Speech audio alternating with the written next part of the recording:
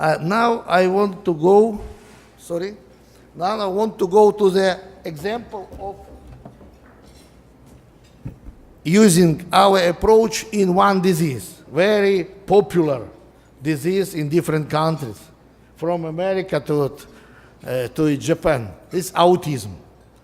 So we investigated autism. Why?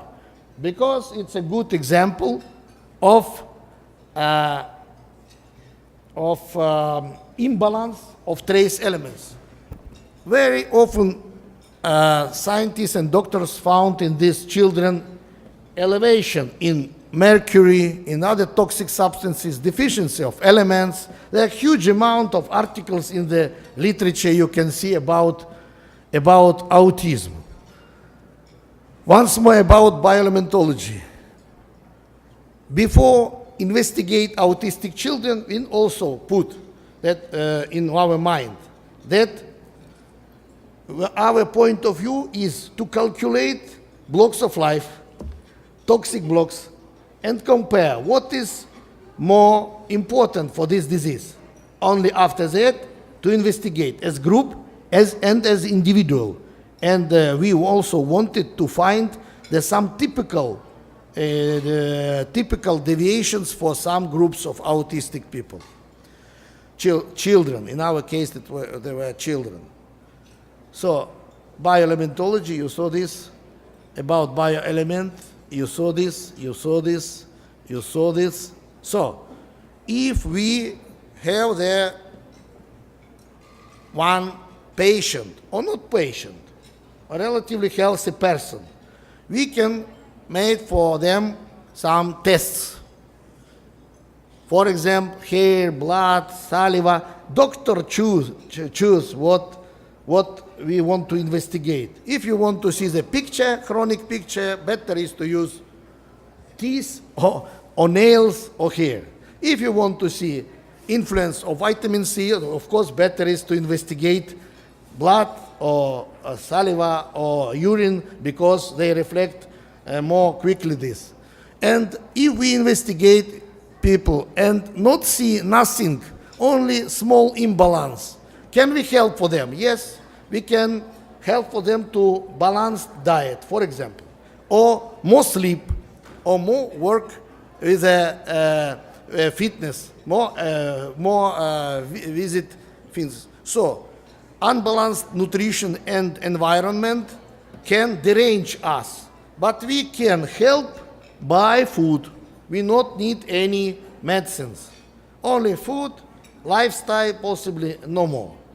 But if these deviations, which we see in hair, for example, long term,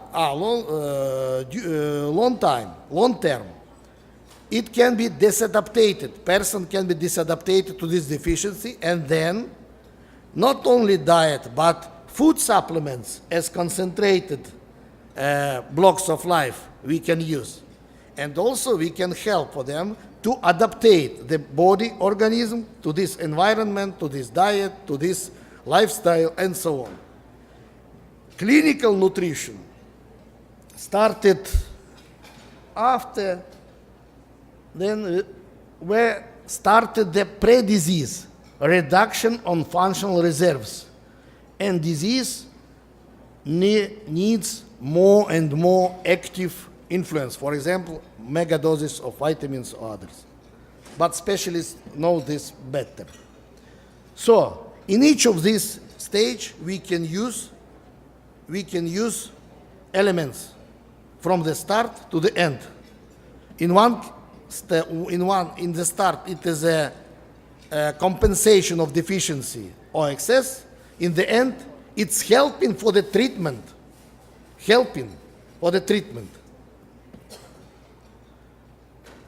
We published our articles in famous journals together with scientists from Saudi Arabia, Romania, Bulgaria, Norway, and other, Norway. Why?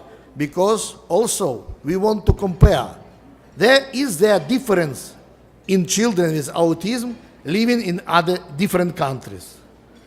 And now I can say no. Autism is autism in USA, in Taiwan, in Saudi Arabia, in Russia, Romania, the same. Norway, the same. It's very important also. So it's not only due to geography, to some foods. It's more common problem for human body. So, autism. Autistic spectrum disorders were described firstly Dr. Kanner 80 years ago, or 70 years ago. And in the last decades, we see a lot of publications about trace elements as essential elements and metals. You can see the more attention was on action of toxic substances in autism.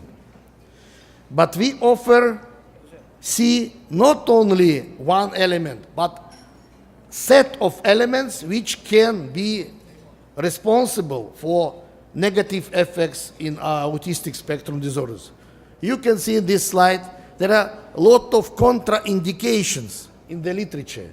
One people say mercury is high, another people say mercury is low, lead is high, low, and so on. A lot of meta-analysis show that some articles are not correct, but they are presented in the internet and people are using them wrong way. So you can see that it is a contraindicative articles, but mainly we see that really toxic substances are higher in autistic children, and essential elements are lower in autistic children. And the same elements are in different countries. It's very important. So, it's the materials and methods of our investigation. I don't want to say more about the methods, analytical methods. It's not for medical doctors, for chemists, more interesting. But if you will have questions, you can see this, or you can take a copy of this presentation, use the all literature if you want. So, what we found? We found that children which have autistic spectrum disorders, in comparison to control group, have lower chromium, lower hair iodine, higher selenium, very important, higher selenium, lower vanadium. Chromium, vanadium, what's the elements? And elevated selenium. This is typical for diabetes type 2. They have no diabetes type 2. But these deviations are typical for diabetes type 2. In America, a lot of investigations showed that autistic children, when they are adolescent or adults, became diabetics 4 times more than another people. So autistic patients, adult autistic patients, 4 times in America have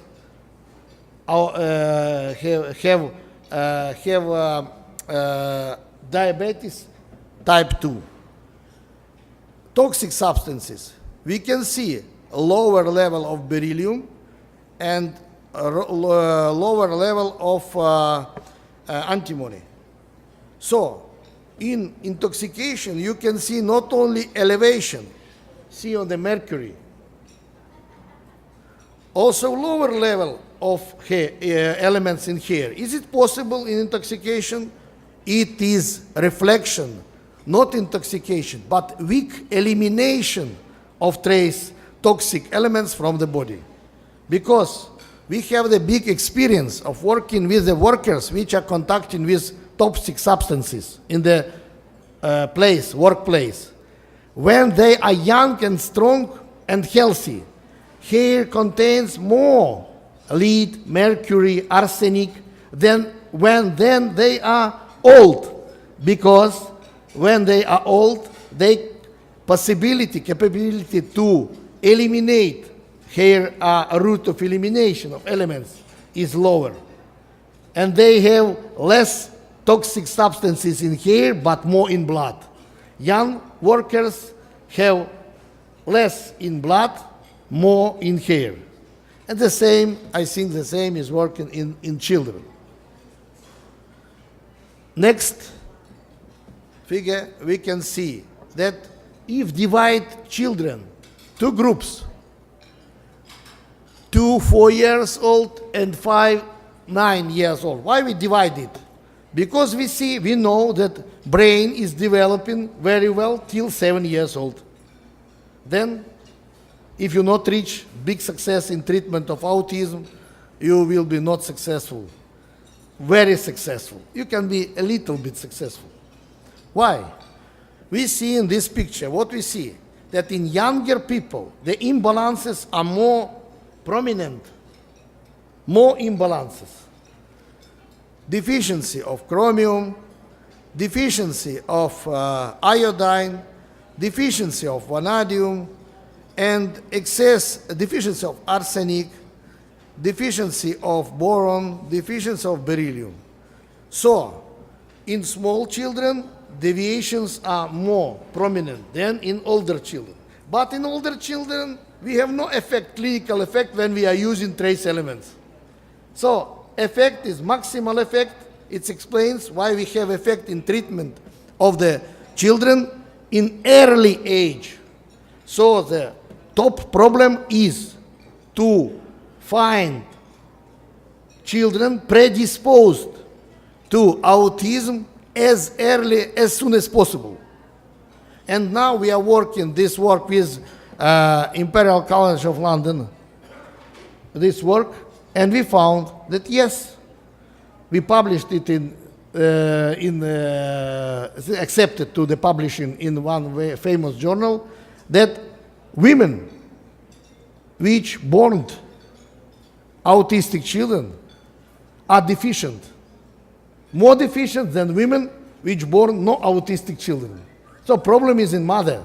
If we see in hair test of mother, she has chromium low, vanadium low, iodine low. This is risk group for autism. We have to be more careful with the child, because also is very important that mothers of these children oftenly have diabetes during their gravidity. So, if we see the patients with 5, 9 years old, we see only selenium high. Who is interested in trace elements? No. Only few diseases have elevated selenium. Diabetes, metabolic syndrome, some neurodegenerative diseases.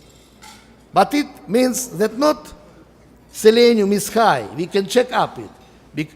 If we check up the blood content. So what we see when you can see the summary, key findings in this. That's what I said. Yes, you can see one more. Then we divided these autistic spectrum disorders children for different groups. You can see how much different clinical groups are there in autistic spectrum disorders patients. So autism, it's not the one diagnosis. It's a lot of different diseases under the name of autism. And we investigated it. And what we found? We found that control, childhood autism, and atypical autism. Childhood autism and atypical autism are different when divided. And we see lower cobalt, in both groups, but mainly childhood autism, higher selenium in both groups, and also lower vanadium. So if we divide into groups, we see the different results. So it's important for the treatment. But also we see selenium excess in all groups. Next, we can see the toxic elements. We see that toxic elements are lower in nickel, for example, in childhood autism, but higher in atypical autism. So atypical autism can have more patients with the intoxications. Also, macroelements. We can see that it is a lower level of calcium, magnesium in children with childhood autism, more widespread form of autism. If we see the pictures, you can see that they divided into different groups. It means that when we have children with autism, we need to use profiling, metal profiling before supplementing, because not all of them need it. And if you give more, but in right way, you will be right. You can help more. In my practice, I saw children which started to communicate and to speak in 2, 3, 4 weeks after the treatment by trace elements. For example, manganese or copper or zinc or iodine. It's not so often 2, 3, this is a record. But mainly in 2 months, we have the very strong improvement, evident improvement of somatic status and psychiatric status. So children are more healthy, parents are satisfied, specialists are wondered. So what we can see, autism, atypical autism is more stable hair trace element profile than childhood autism patients. So we can be more successful in childhood autism treatment by trace elements. Another key findings. The only hair trace element increased in atypical autism patients is selenium. So selenium is a linkage of both groups of autistic children. Nickel exceed in atypical autism. And what about serum?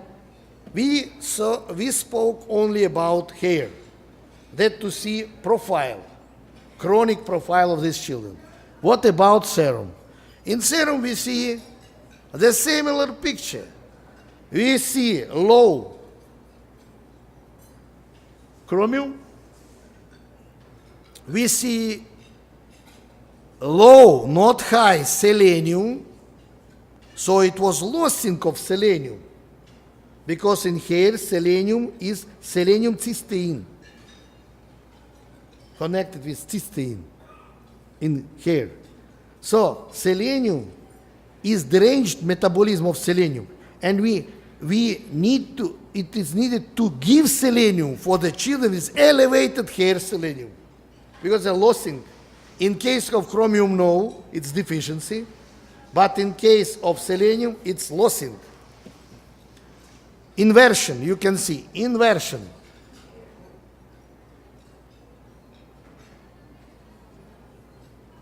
Similar to hair, inversion. And also we see lower toxic metals in atypical, autistic spectrum disorders. Another slide, you can see that children when divide children on atypical autism and childhood autism, we can see, wonder, we see that more deviations in serum than in hair. What it means from the physiological point of view. Not all people understand this. we have a big experience, hundreds, thousands of patients. What we can see, that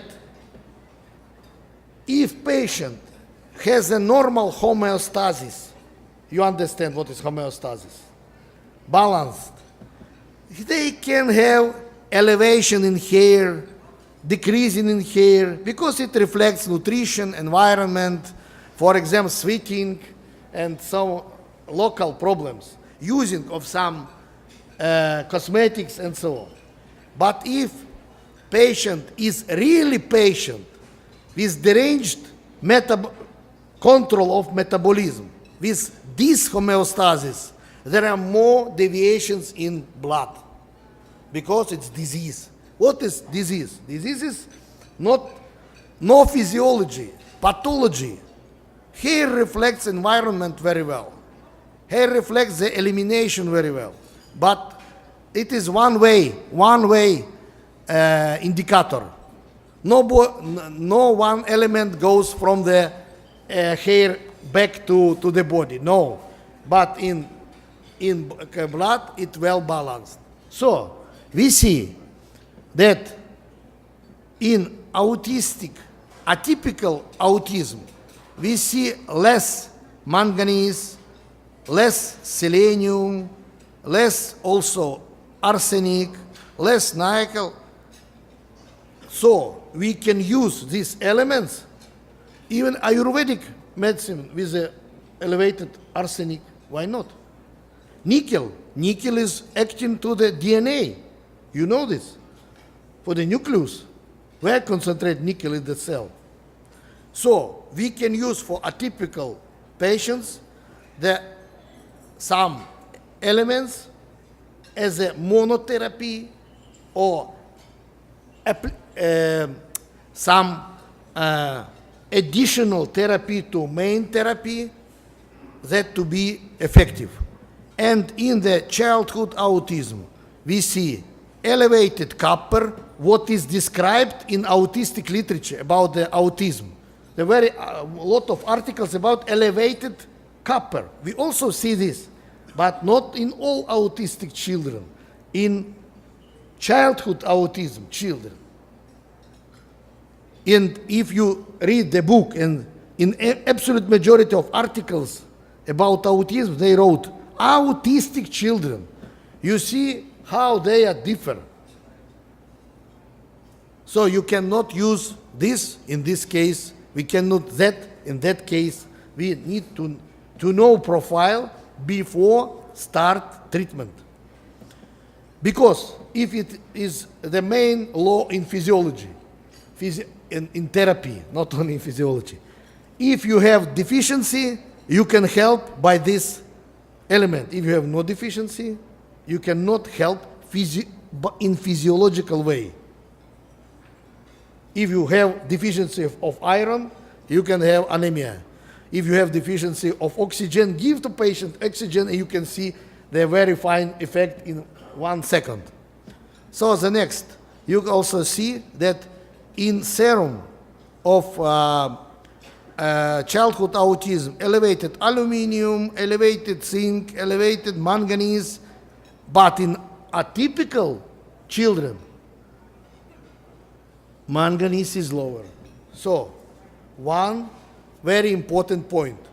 When I said about the quick treatment of autism, all of these patients were patients with manganese deficiency. Atypical autists give the best result on the therapy by manganese because they have manganese deficiency. You understand? It's very important. 2, 3, 4 weeks, 2 months, and you see the very good effect from the adding only one substance. It's not say that you cannot use another methods. Yes, but it is also important if child has deficiency or excess. So next, you can see key findings. And also we see that they are similar in blood and in hair to diabetic metabolic syndrome patients and patients with neurodegenerative diseases. What is autism? Mixture, but we see some typical features.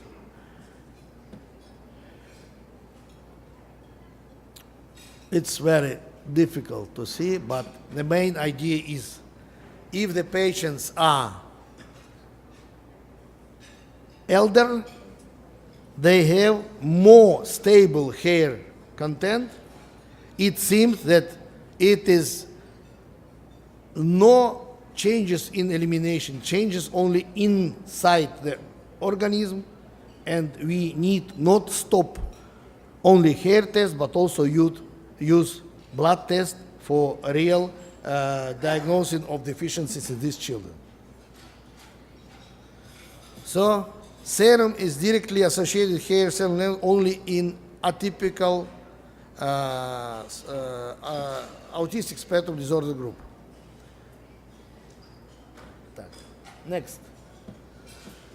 Next, I want to say that also toxic metals are different in autistic children, and you need to understand that low level of lead, of beryllium, of nickel in these children means that this is a weak methylation, weak elimination of toxic metals. So in these cases, we need to help for the children.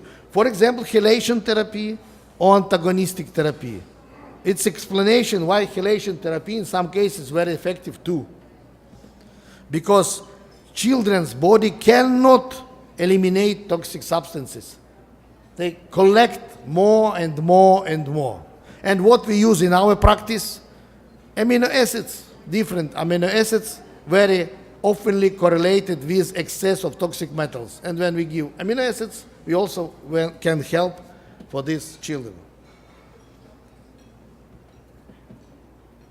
Norway, Saudi Arabia, the same. I don't want to stop more because I said that in different countries the same picture. It's very important that it is really disease, not local endemic disease. It's a real disease which can derange population in different countries. You can see the different analysis, and after supplementation, you can see less deviations. So before supplementations, more deficient children, more children with excessive toxic metals. After supplementation, as a control, analysis we are doing as a control, we see that improvement, clinical improvement is showing improvement in laboratory tests. So correlation between laboratory test improvement and clinical improvement. Amino acids the same. Different cases you can see. If you're interested, for you can have this in this presentation. So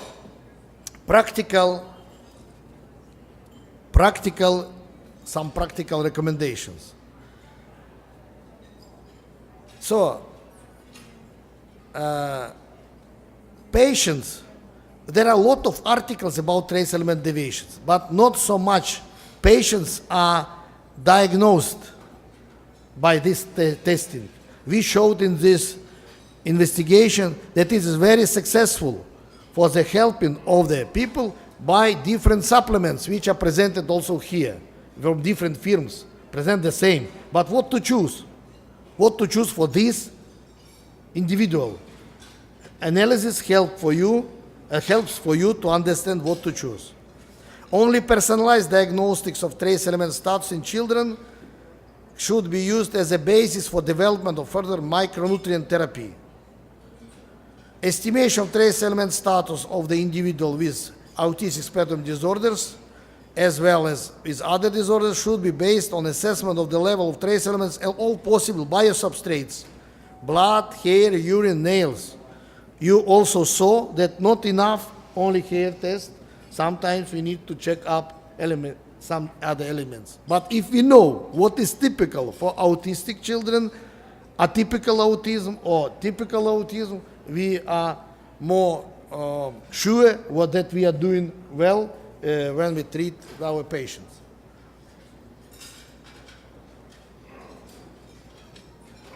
The main concept of treating autism spectrum disorders as a complex neurodevelopment disorder with multifactorial etiology involving interactions between genes, environment, and diet.